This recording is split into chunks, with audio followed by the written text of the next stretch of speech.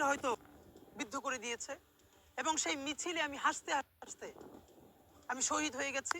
আমি তখন হাসতে হাসতে আল্লাহর কাছে ভীষণ সন্তুষ্টি নিয়ে পৌঁছাতে চাই যে আমি একটা ন্যূনতম ওই জীবনটা লিড করতে পারলাম, যে আমি একটা ইনসাফের হাসি নিয়ে আমি আমার আল্লাহর কাছে পৌঁছাতে চাই। হায়াত মৌতের মালিক আল্লাহ, ন্যূনতম সিকিউরিটি নিয়ে চলাও হলো সুন্নাহ।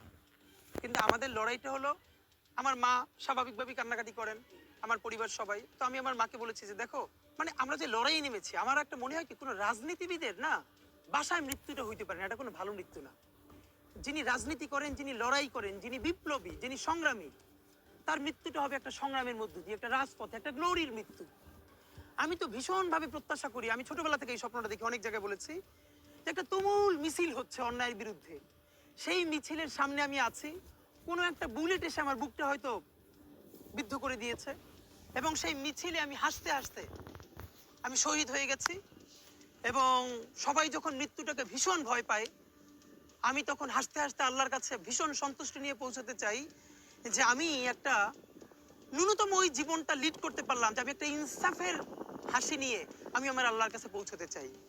সুতরাং আগামী 50 বছর বাঁচলাম, কোনো ইম্প্যাক্ট তৈরি হলো না আমারই দিয়ে, দেশের জন্য, রাষ্ট্রের জন্য, উম্মার জন্য, জাতির জন্য।